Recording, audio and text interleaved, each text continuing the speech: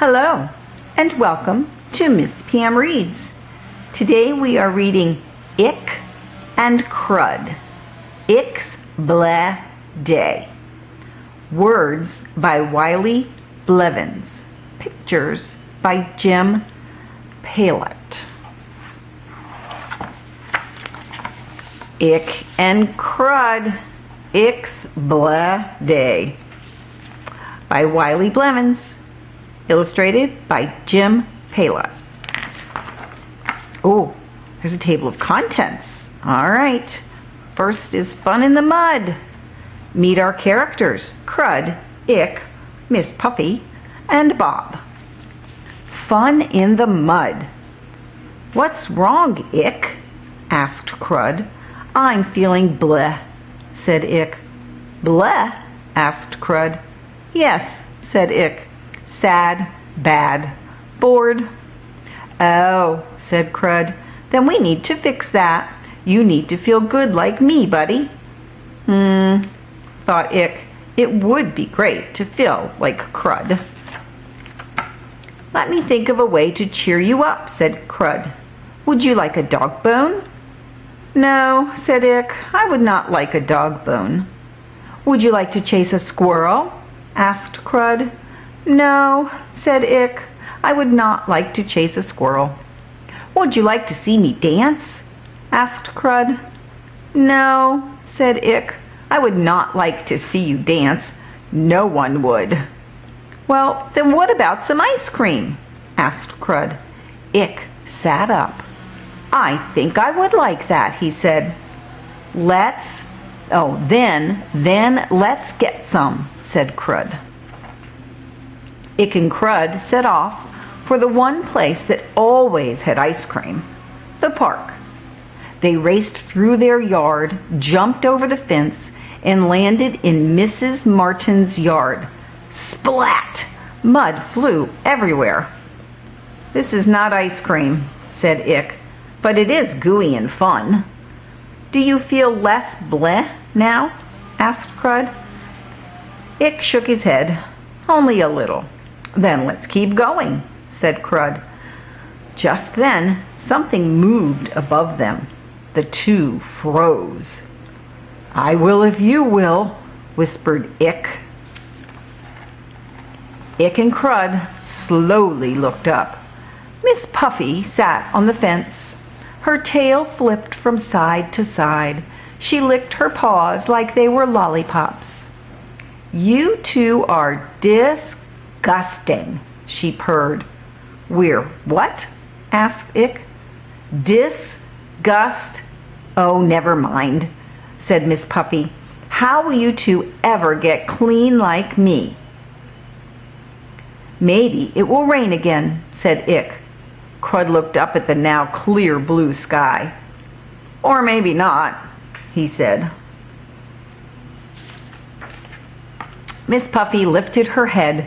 The light bounced off something on her neck. What's that? Asked Ick. You're blinding us, said Crud. It's my new collar, said Miss Puffy. Real diamonds. She stood and strutted up and down the fence. My owner bought it in Paris. Do you like? Crud rolled his eyes. Bob bought our collars closer to home, said Ick. Bob made our collars, whispered Crud. Miss Puffy laughed. Then she shook her head so her diamond collars sparkled in the light. Hey, Ick, whispered Crud. Want to have even more fun? Yes, said Ick. Then shake, said Crud. Uh-oh. Shake? Asked Ick. Yes, said Crud. Shake like an earthquake. So Ick shook, and off flew the mud. Fling, sling, splash. Miss Puffy hissed and dashed away. Sorry, yelled Ick. Sort of, whispered Crud. Do you feel less bleh now? Asked Crud. Ick shook his head. Only a little. Wait until we get to the park, said Crud. Glub, glub, glub. Ick and Crud skipped down the street, around the corner, and past the big trash cans. They stopped to sniff the cans, the trash around the cans, and then each other. Sniff, sniff. What a whiff!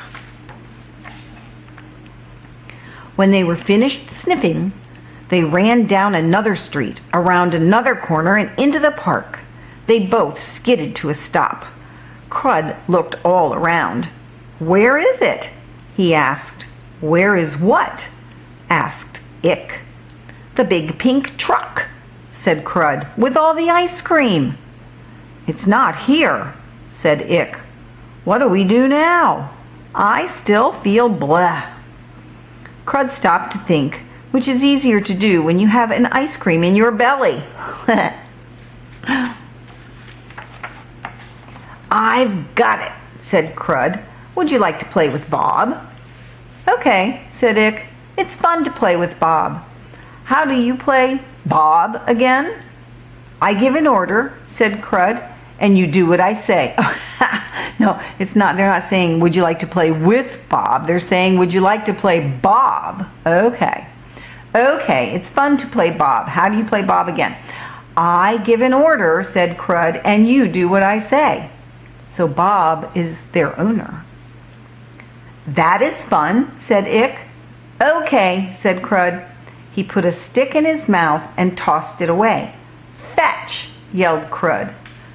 Ick ran after the stick. He ran into the tall grasses until a butterfly flapped above him. He stopped to look at its black and orange wings. "You're so pretty," Ick said. Then he rolled on his back and watched the butterfly dip down and land on his nose. "So pretty," said Ick again. "Hey, Ick," yelled Crud. "Did you get the stick?" "Stick?" asked Ick. He sat up. "Yes, the stick I threw," said Crud. "Oh, that stick," said Ick. "Where is it?" Crud pointed. Ick crawled through the grass and looked all around. "Here's a stick, there a stick, everywhere a stick, stick, but not his stick." "Never mind," said Crud. Ick ran back to Crud. "Let's try again," Ick said. "Okay," said Crud. "Roll over and bark." "You sound just like Bob," said Ick. "So do it," said Crud. Ick did.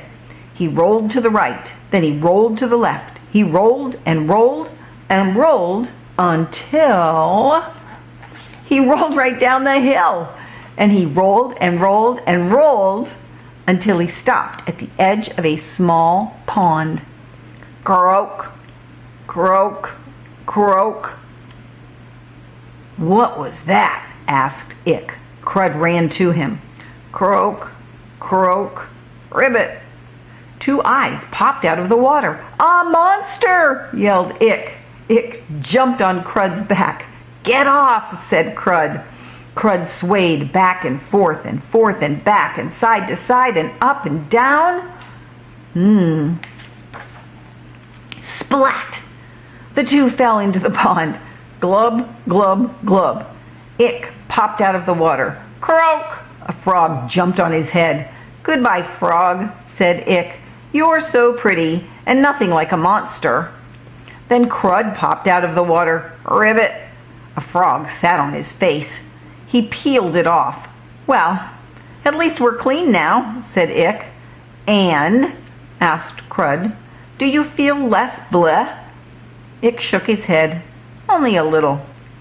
Crud sighed, but then he heard a noise. The noise he had been waiting for. Get ready.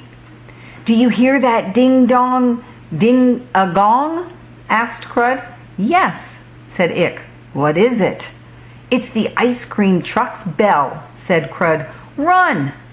The two raced up the hill, through the tall grasses, and to the side of the big pink truck.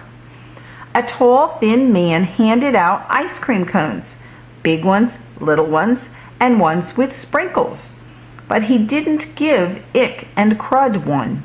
He didn't even seem to see them. "What do we do now?" asked Ick. "Stand next to a kid," whispered Crud. "The smaller, the better." "Why?" asked Ick.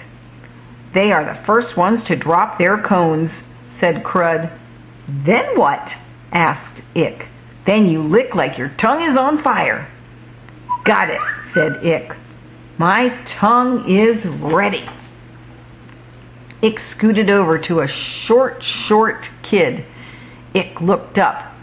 The little boy licked at his cone. "Yum," thought Ick.